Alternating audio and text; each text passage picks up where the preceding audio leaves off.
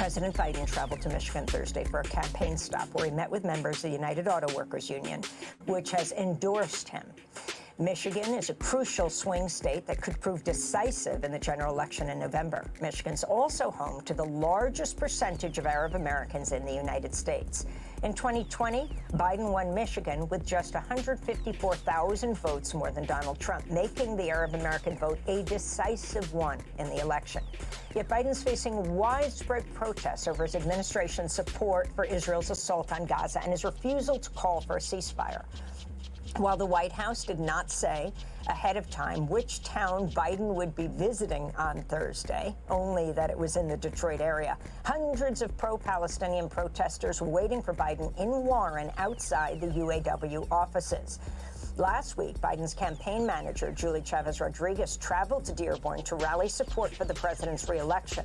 Yet her trip ended when a group of Arab American leaders and elected officials declined to meet with her over the war in Gaza. Among them was the mayor of Dearborn, Michigan, Abdullah Hammoud. He wrote on X, quote, "I will not entertain conversations about elections while we watch a live-streamed genocide backed by our government."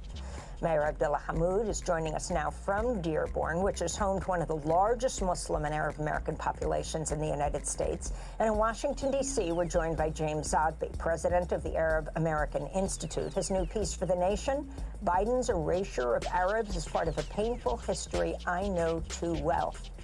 We welcome you both to Democracy Now! Mayor, let's begin with you in Dearborn. I mean, this was quite a scene this week. When the UAW endorsed President Biden, it was a major rally for him, but a number of people held up Palestinian flags and demanded a ceasefire. He comes back on Thursday. It's actually in a very small place as they try to control the possibility of protest inside and out. We only learned at the last minute where he was going to be. But talk about the stand that you took and what you're calling on the Biden administration to do, Mayor Abdullah Hammoud. Having me. You know, the stand that we took was sending the message that this is not a moment that calls for electoral politics. Over the course now of coming close to 120 days, Israel has murdered more than 27,000 Gazans and displaced over 2 million. And for us, the lives of Palestinians should not be measured simply in poll numbers.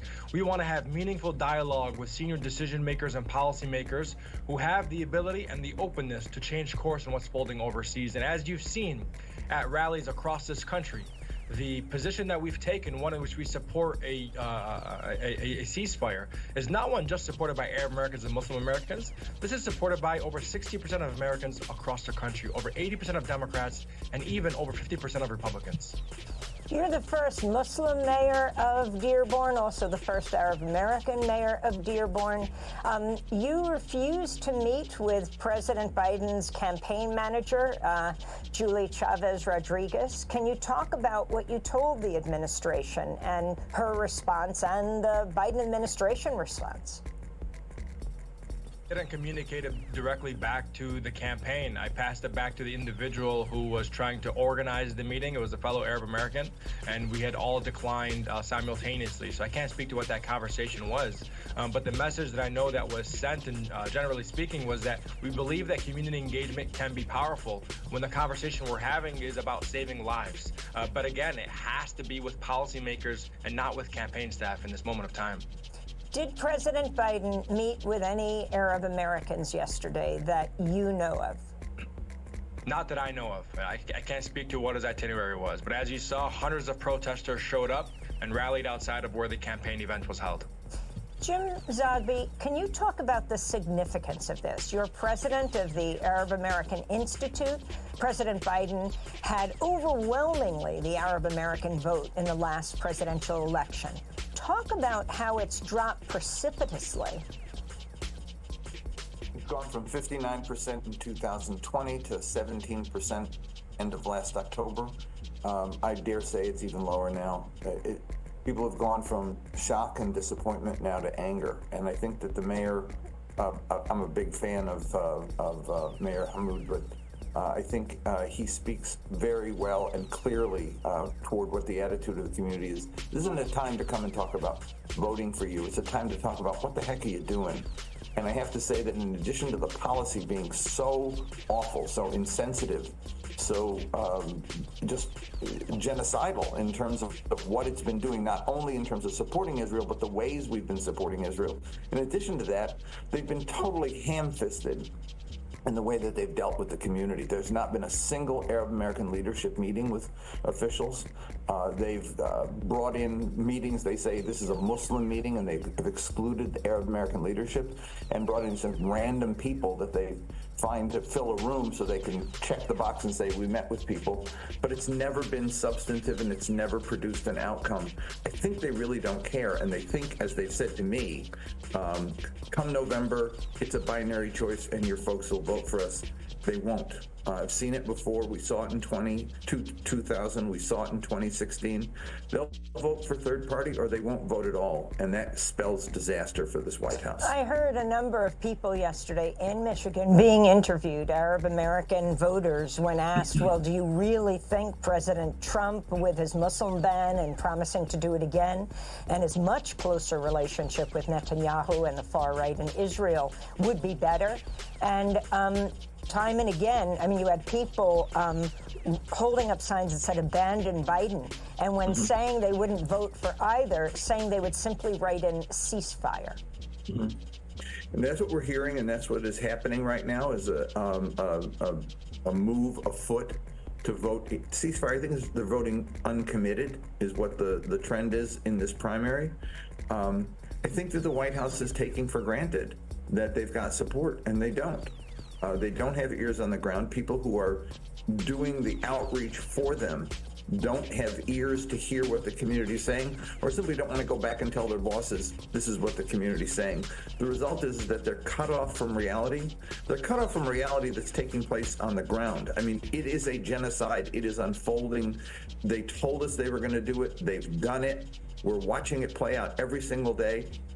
And yet the administration response is, oh, we're urging them to be careful about civilians, and we're telling them that humanitarian aid needs to come through. It's not coming through. Genocide is happening, and yet they live in a world of denial, and they think that we're going to believe the denial instead of what we see with our eyes. So that's how they're operating with the policy, but it's also how they're operating with the politics. These folks will come around. Like I said, it's insulting, it's demeaning. It doesn't respect people's real feelings. And the result is that they're slow walking the president into the abyss. And November is going to be, I think, a real problem for the White House. I mean, when you talk about he's siloed off, he really hardly is.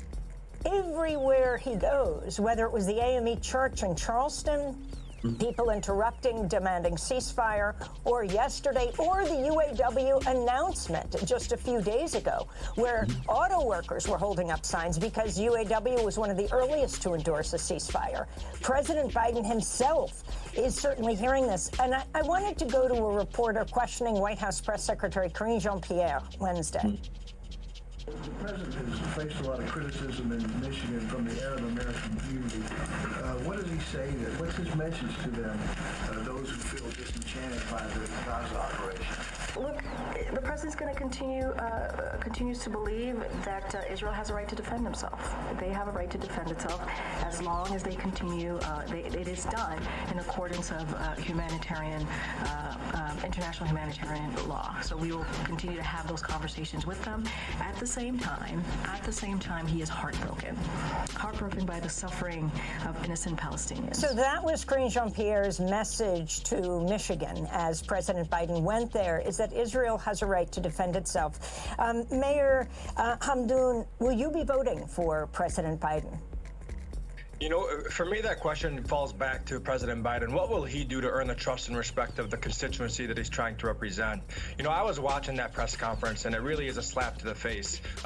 Every military expert and humanitarian expert across this globe has demonstrated that Israel is not abiding by any international law. That is why the International Court of Justice actually moved forward with South Africa's case, indicating that it's very plausible that what is unfolding in Gaza, by the state of Israel, is a genocide, and upheld again by a federal judge here in the United States just this week, in which he dismissed a case of an organization tried suing President Biden. And in the judge's opinion, he said, I do believe it is very plausible that Israel is committing a genocide that is being supported and upheld and defended by these United States of America. President Mayor Hammoud, you have constituents whose families are in Gaza. What are they saying to you? And you think the situation will be very different in, well, almost a year from now when the election takes place? People feel betrayed. We were promised in 2020 a president who was going to bring back decency to the White House, who led with humanity. And what we've seen since October 7th is anything but. We've seen an alignment with Benjamin Netanyahu and the most right-wing government in Israel's history. And we cannot for the life of us understand why. Why, understanding that Trump being a threat to our American democracy, is that alignment with Benjamin Netanyahu worth the unraveling of the very fabric of our American democracy? And so that's how people are feeling right now. I wanted to go to an Al Jazeera reporter, Fadi Mansour, who questioned Defense Secretary Lloyd Austin in his first news conference since he was hospitalized about U.S. military support for Israel. Back in December, in your speech at the Reagan Library, you told Israeli leaders they have to protect civilian lives in Gaza. Since that speech, 12,000 more Palestinians have been killed. We're now at 27,000 killed. Why are you still supporting this war when this government, that is the most extreme in the history of Israel, led by someone who refuses to recognize any political right for the Palestinians, and with elements that are calling for ethnic cleansing and displacement of Palestinians? Do Palestinians have the right to dignity? As you said in Angola when I was with you on the trip, you said the future belongs to those who protect dignity, not trample it. Yeah. I said that in the speech at the Reagan Forum. I've said that to my counterpart, Minister Gallant, every time that I talk to him, and I talk to him every week. And I emphasize the importance of protecting civilian lives. I also emphasize the importance of providing humanitarian assistance to the Palestinians. So that's Lloyd Austin, Defense Secretary, being questioned by Al Jazeera. Jim Zogby, if you can talk about what you feel needs to happen right now and the people you're polling, you're talking to, what could make a difference? At this point, in terms of electoral politics, I'm not sure that anything makes a real difference. The wound is too deep, the losses are too great, the hurt is real, and they're doing nothing to address it. But at least to have a conversation, they have to make some dramatic changes in policy. The first, of course, is a ceasefire. We had a summit with Reverend Jackson's Operation Push, an interfaith collection of organizations, a couple of weeks back in Chicago. We had three demands: an immediate, sustainable ceasefire, increase in humanitarian aid and reconstruction aid in Gaza, and conditioning U.S. aid to Israel, military aid to Israel, stopping it and then conditioning future aid based on U.S. law. Those are the three essential demands, I think, to move it forward. They're not listening to us. They're not even asking us, and yet they want our vote. And so I think that you can get a conversation, which is an important thing moving forward. Any community needs a conversation with those in the White House. But getting our vote, there's a lot of hurt here to get over. It's sort of like a serial cheat coming home to his wife and saying, this time I'm going to change. You got to show it. Even to have a conversation, you have to show it. And we're not seeing that from these guys now at all.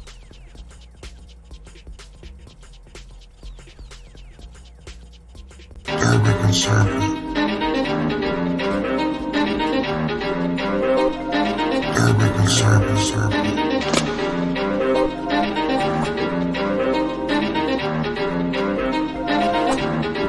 Urban conservative.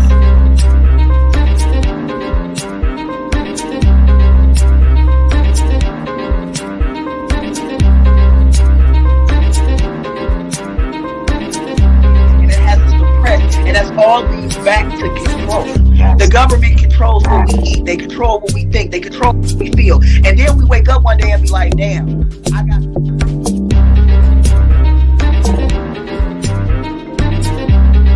in Rwanda. I got 2 gallons of gas in the backseat, been a rigid please. I got that zoot suit boot juice, yeah, kill you with a fingernail.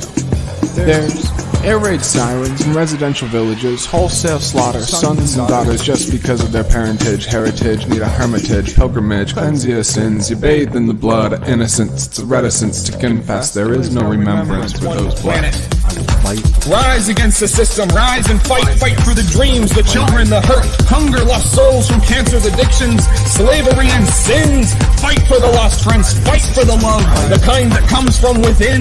The truth won't be lost, I will fight for all are to win. See, all I want is love, and you want it all the time. Could be our space and envy, I'd surely let you borrow mine. So should we take a gambit, spin 3 7s in a line? Just share our space and envy, I'm sure we'd turn out fine.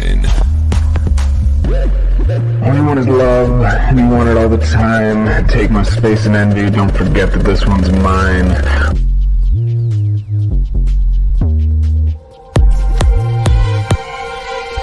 Oh shit. Yeah. We were talking about memorizing stuff. I think I do better memorizing things with the like aesthetic, like emotions of my